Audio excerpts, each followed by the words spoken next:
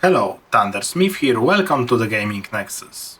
In today's episode, I want to buy myself a ChipLog, so it's a speedometer for the boat, and this forces me to go to the Gold Rock City, because that's the only place where I can find proper navigational tools, so I have forced direction, and we will have to find some trades to Gold Rock City, whether they are good or bad.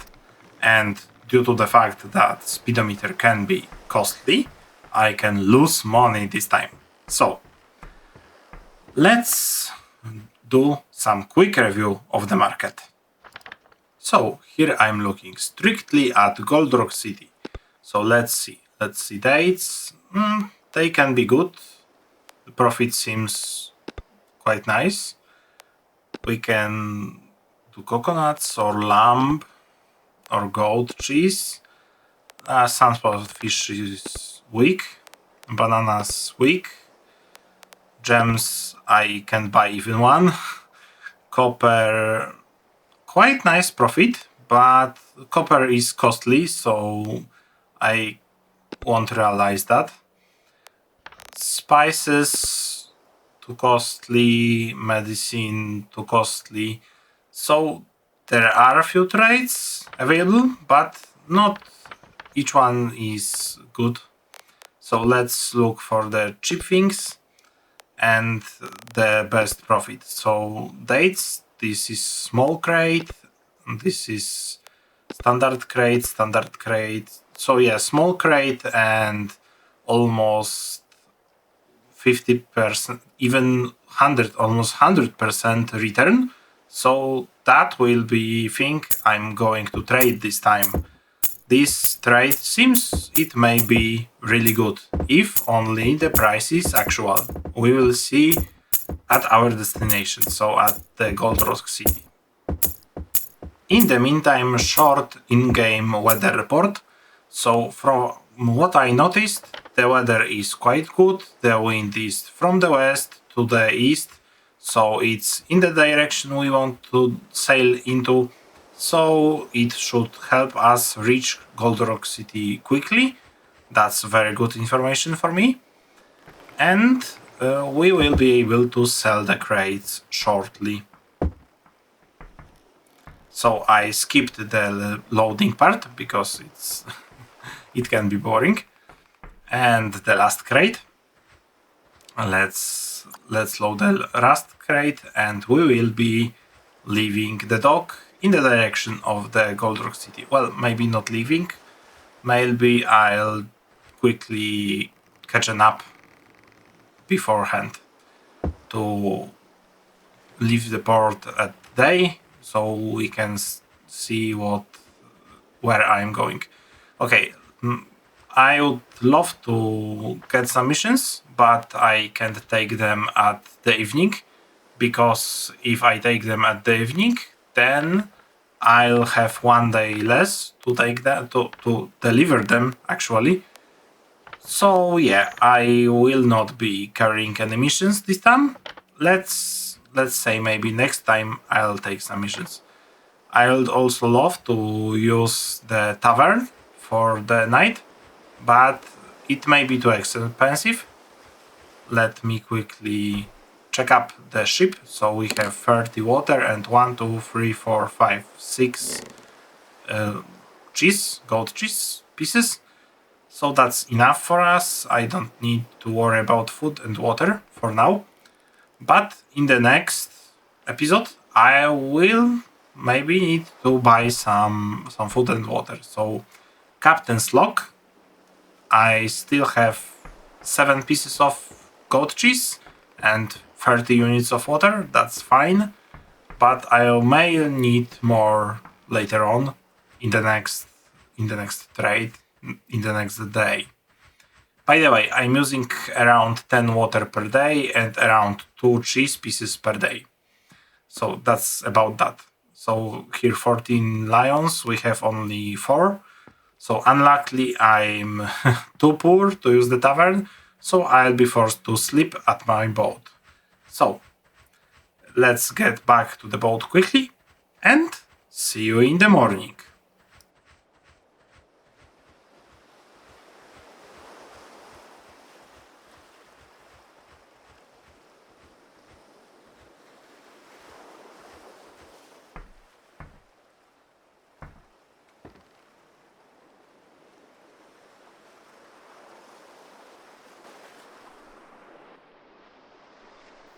So, quick recap of the night.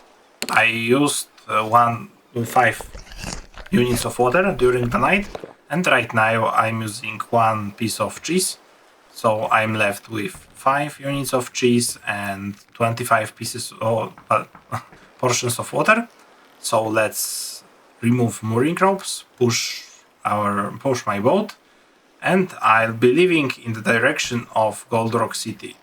As you can notice on the little flag on the left, the wind is not exactly from behind, so it changed slightly from yesterday, but it's still quite helpful and in the correct direction for us to sail quickly and reach the Gold Rock City in quite a short time, I guess. Let's say I think I should reach Gold Rock City in about a day. So like like tomorrow in the morning, I should be in Gold Rock City. So that's pretty good. I like how peaceful waters of Alang are because in my personal save I am not publishing here in YouTube series.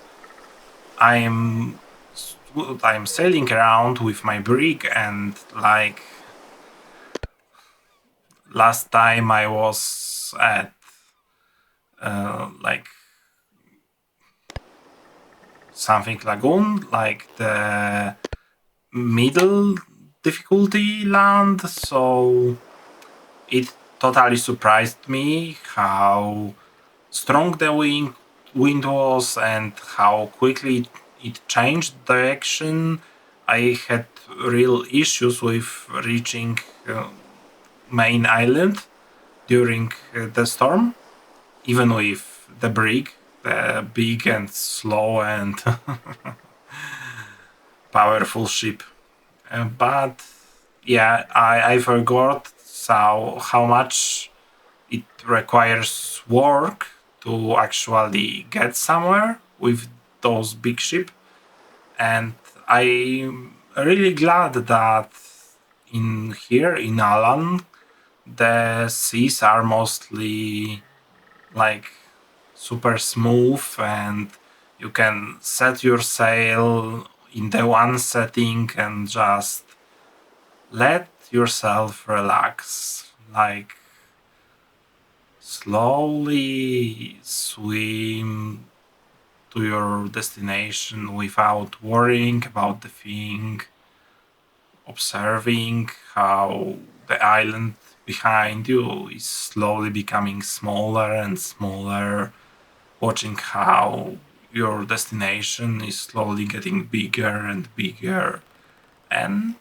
in the background you can listen to the sounds of the boat, how it's creaking, and to the sounds of the water, how it's delicately like helps you to relax. So I really like those moments. So I'll let you just listen to the game and relax for a moment. So hear you in a second.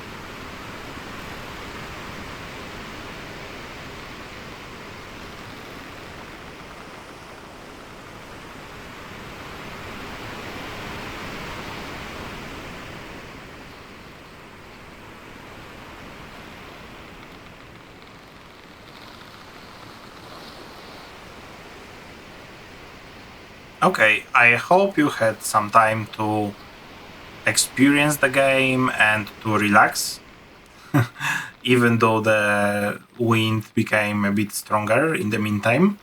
But this also adds some additional factor to the sounds of the game, so I'm happy about that.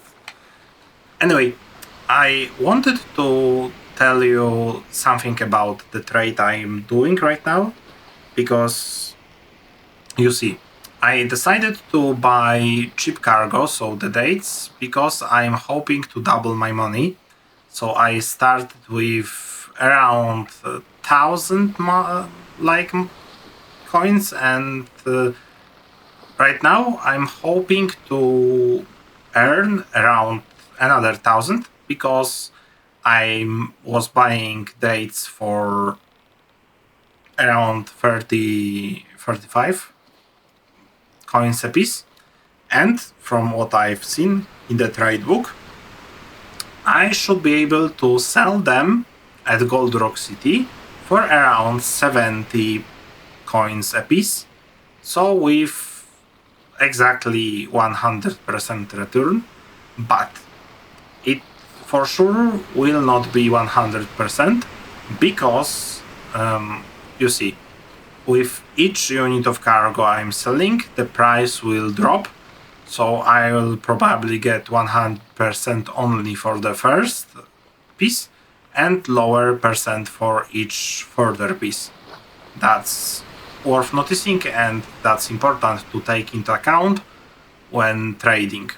Also, as I mentioned before, my supplies on the boat are slowly running low, so I'll be, maybe not this time, but I'll be forced to at some point refill them. So like buy new water, buy new food, and I'm not really sure if Gold Rock City is the best place to do that. We will need to check that once we arrive, because the prices at Gold Rock City may not be the best. I'm hoping to buy at least something, maybe food, maybe water. But if the prices will be like terrible, then I'll need to travel to some other island and buy my supplies there. Let's hope that prices will be good in the Gold Rock City. So our target is still far, far away, but we're slowly getting there. So that's definitely good. Yeah, the strong wind in this region is, well, it can be difficult, it can be tricky, but at this moment it only helps me that the wind is stronger, because I'm definitely sailing faster. I have no way of proving you that, but once I buy my ChipLog, then we will have a way to monitor how fast I'm going, and this upgrade will definitely help me reach my destinations faster.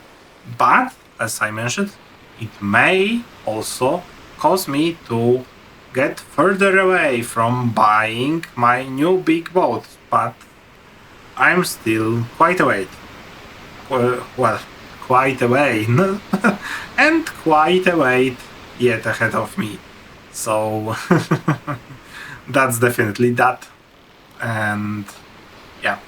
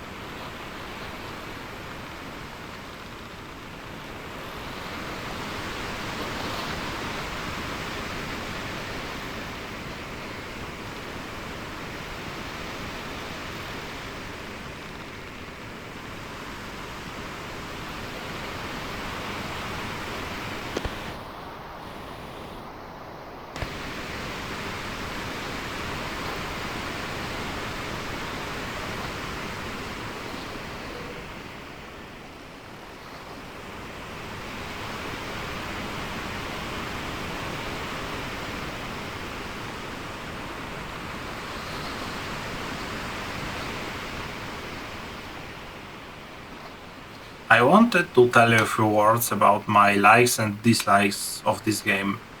So, like, my favorite part of the game is beautiful scenery, amazing sounds. I can really relax playing Sailwind, especially when the sea is kinda smooth and the wind is like really light, but it has also its beauty in stronger winds, a little bit more rough seas.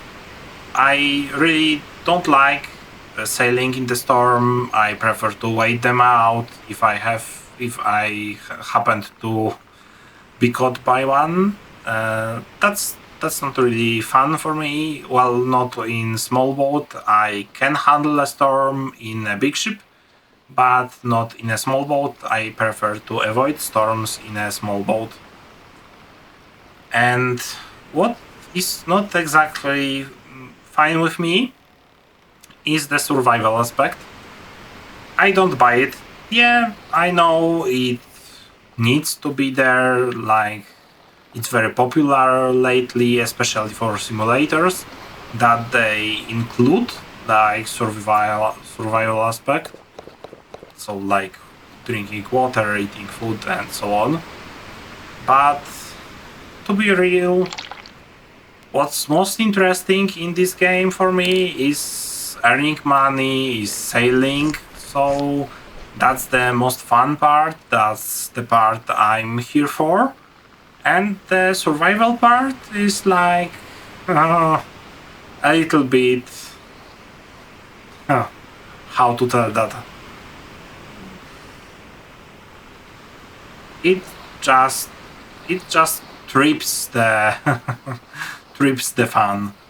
Yeah, it's like a log under your legs. So I'm not really great fan of the survival in the Sailwind. I myself prefer greatly sailing the ship itself, not worrying about food, water, sleep. With sleep, I'm fine. You see, without sleep mechanic, it would be like either very hard to actually speed up the sailing process, or you could sleep at any time and you can like fast forward all the sailing every time, all the time, and that's not really helpful because then you will lose all the fun, you will lose all the beautiful views, all the beautiful sounds, and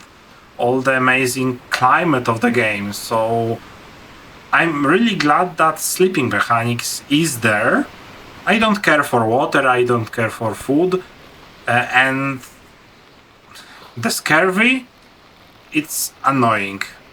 It just forces you to carry around some fruits, and that's all. And player inventory. Don't get me started on player inventory. There is so many different things I would like to hold near me in Sailwind, but I have only 5 slots of my inventory and I need to choose what I want to hold. That's okay. I'm not against this idea, because especially now, once I have crates I can load things into, it really helps to organize your cargo in the crates and, like, for example, keep all your navigation stuff in one crate or something. That is amazing and I'm all in for that. But as it was before the update, before the crates, I just had a lot of stuff thrown around on the ground of my boat, and like let's be correct. So I had a lot of stuff thrown on the deck of my boat, and it was like so annoying that my boat is always messy. I can't have any kind of like presence to it. Like it's always messy because all my navigational equipment is like laying around on the deck. That's annoying. That's really annoying. As you maybe noticed, I like my cargo stacked nicely. It's not perfect. It's stacked nicely. I tried I tried many times to stack my cargo perfectly, but it never pays out. Like, it's annoying. I'm spending a lot of my time trying to put every container exactly where it should be, and in the end the physics of the game forces me to like skip some parts or not set the crates or barrels exactly where I want them. So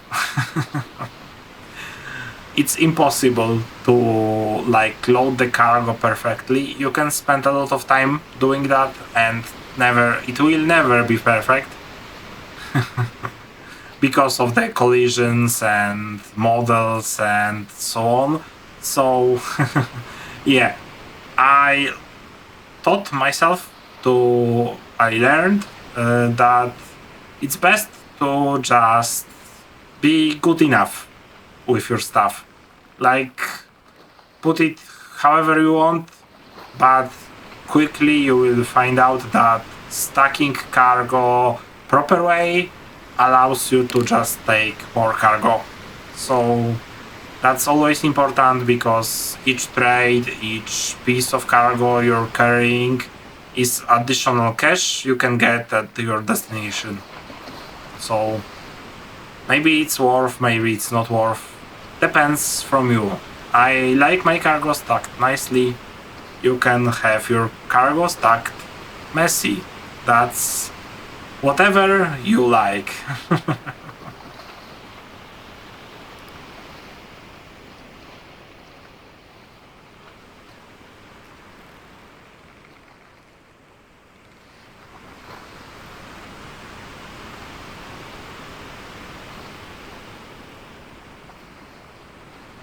I just thought about the selling process of the cargo, because I never told about that. So it can happen that at my destination, once I'll be selling the cargo, because each unit I'm selling is decreasing the price, it may happen that some part of my cargo will not be worth selling because the sell price will be lower than my buy price. So I need to take that into account when selling my cargo, and that's why I'm keeping my receipts and always trying to have the receipt and check the cargo buy price before selling, to know how much exactly can I sell the cargo for, up until it's not exactly valid, it's not earning my money. So that's why I'm checking the log while I'm checking the receipts every time before selling the cargo. But all this situation can at some point mean that I'll be forced to like stay with the cargo I bought, and I'll need to look for better opportunity to sell the remaining cargo that I have on the boat. And this can get messy quickly, because if I won't be able to sell my cargo, then I'll need to carry it around, and it will take space and it will be frozen money. Well, unless I decide to take a loss and sell it anywhere, or at least wherever the loss is the smallest.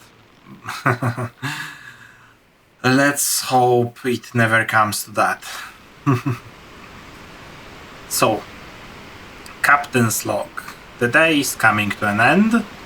I'm left with around 4 pieces of goat cheese and I think 25 portions of water. The Gold Rock City is close, nearby. I can see the rocks and their texture. So I'm near, but the day is coming to an end, so I'll be forced to anchor my boat and continue my journey next day, because I want to reach my destination port during daylight. I want to avoid mooring at night. It's really hard, it's really annoying, and I want you to be able to see something during my travel. So dark night where there is not much to see can be really boring. That's why I'll be anchoring the boat and I'll be just sleeping for the night. From what I recon, my stamina meter is around half, so that should be enough to sleep for the night. So let's prepare for the night. As you can see, first stars are appearing on the sky and everything else is disappearing because of the loss of sunlight, so everything become darker and darker with each passing moment, and shortly we will see nothing at all. Well, unless of course we meet our friend during sailing at night, full moon. If there would be a full moon, we could sail through the night, because moon causes nights to be quite bright, and you can easily sail during the night if the moon is full, and of course if clouds allow for the moon to actually shine through them and give you some of this precious light.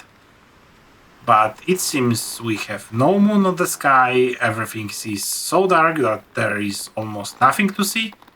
So I'll be lying down into my hammock and sleeping through the night. See you in the morning. And here we are in the morning. So, first thing worth noticing, as always, wind set the boat exactly upwind. It does it always, especially on the anchor, because the anchor is holding the boat in place and the wind is slowly turning the boat in the direction in the downwind direction, and the anchor just stays behind, and this causes boat to always land upwind.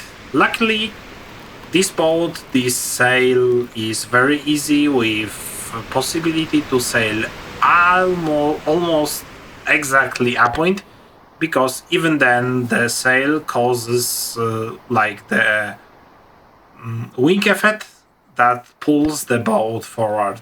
But anyway, I managed to do one quick turn, and right now we have wind from our right side, and I'm closing slowly onto the Gold Rock City. Also, another reason why I wanted to approach Gold Rock City during the day. Near the port there are some wooden poles sticking out of the water. Those are markers for the shallows. So you don't want to swim too close to those markers, because they mark where the water is too shallow for your boat. Well, just too shallow, because you see, small boat is very nimble, very quick, and it is not sitting very deep in the water. So like many shallows, you can easily pass without really worrying about them. But once I'll get the bigger ship, I will have to worry stronger about shallows, because even if I'm passing the markers further away, I can still like be caught on the shallows, because they're not that quick. They're not going that quickly deep into the sea, and yeah, they can cause a lot of trouble, especially for big ships. So it's good to keep an eye on them, and especially when they are marked by the shallows marker, by the sticking out wooden poles. It's just good to make a bigger turn and not get close to them. It's never worth being stuck on the shallows, because like pushing your boat of it, it's possible, but it's so freaking annoying. So I did that few times, and I can't recommend it. It's just annoying. Don't do that if you don't have to. Don't do that. Avoid shallows at all cost. Otherwise, you may be forced to like spend half an hour to push your boat back into the water. It's so annoyingly crazy. So yeah, don't do shallows. Just don't. There's nothing more to say. Don't do shallows.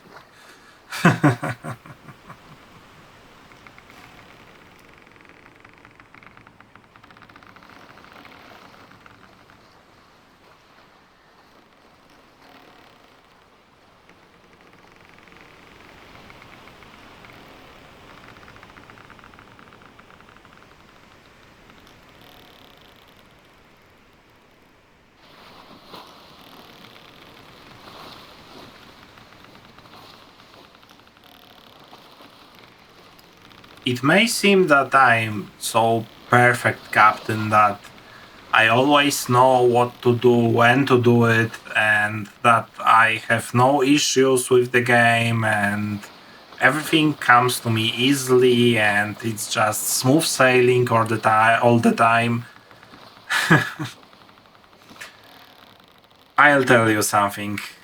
I spend my time playing this game to be able to show it to you, to present it in such a relaxing and just, let's say, nice manner, so smooth manner maybe.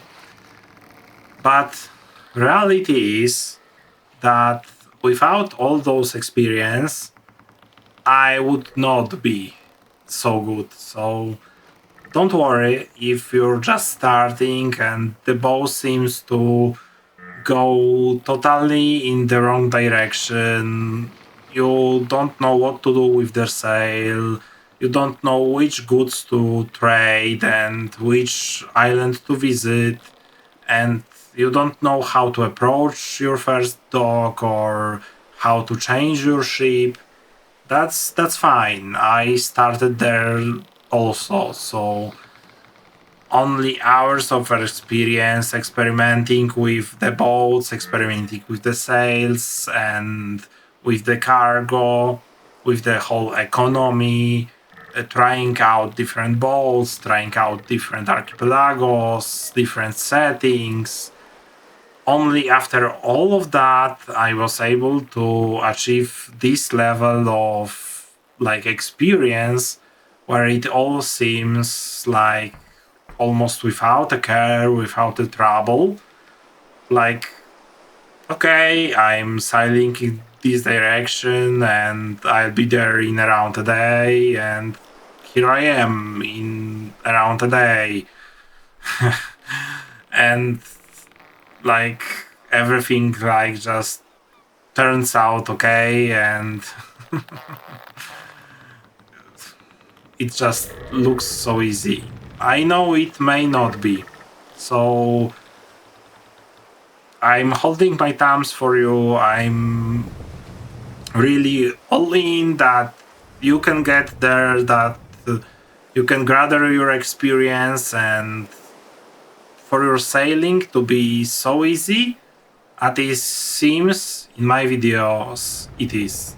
So best luck to you. I'm really hoping that this game is as relaxing for you as it is for me, and that you can spend some time with it and have as much fun as I have, even if the boat is being a little bit troublesome, or maybe it is not. Maybe you're a veteran and you know everything and every boat, and the only thing is missing that is the possibility to like link the boats and carry all your ships at the same time around the world. So maybe at some point, who knows? Okay, anyway, I reached the Goldrock City dock, so it's time to unload the cargo and check how much I earned this time. Especially that I'm going to buy the ChipLog, and it will be costly. So let's be sure to check what is what. And remember, you can always order some cargo delivered by Thundersmith and Gaming Nexus, and it will be safe with me. So I'm checking if I can sell my cargo with some income. And as I told before, be sure to order some cargo transport, because the cargo will be perfectly safe with me. So yeah, as all and every carrier service, I need to throw your crates into the destination storage. Otherwise, I will not be a proper courier. So let's throw some crates. And the last two. So 1 and 2. Yes, they're all there. So yeah, the boat is secured. So let's get to selling. I need my money to buy the ChipLog. So we're selling dates, and we want them to be selling for more than 40 gold. So let's start selling, and let's see what we can achieve. So 60, 54, 50, 47, 6, 46, it's still fine, 5, 44, it's still fine, 43, still fine, and we sold all. So yeah, this time we earned, not exactly 100%, but we earned some money. I think around 400 gold, from what I can tell. Maybe less. Yeah, but yeah, I'm checking the water, and so water is best at Neverdeen and Alchemist Island. And I'll need to check the food also, because with only 4 goat cheeses, I have like only 1 day to get where I need. I can't be stuck on the sea for too long. Well, maybe 2. So I'll definitely need to buy some food, buy some water next time we're somewhere. So probably we'll be going to Neverdeen, so the starting island, just to buy cheap water and maybe some cheap food. I'm hoping for cheap food, because in the Gold Rock City it seems everything is against us, so everything here is expensive and there is not really anything good for trade, especially talking about like cheap goods, so cheap foods or something. Like the expensive goods, yeah, you can earn something on expensive goods, but you can't buy cheap goods cheap here. So okay, let's get back to getting the ChipLog, so our speedometer for the boat. So here on the market we have this guy, and he's selling navigational equipment, so we can buy exactly ChipLog for 109 Alan Lions. And I'm thinking if it is worth it, because it's quite expensive tool, but it will help me measure how fast am I going and whether my sails are perfect or not. So yeah, the chrono compass is totally something different. I'll tell you more about that later on once we will be traveling the ocean. But right now, even the map is more expensive than the ocean map is more expensive than the ChipLog. So let's go with the ChipLog.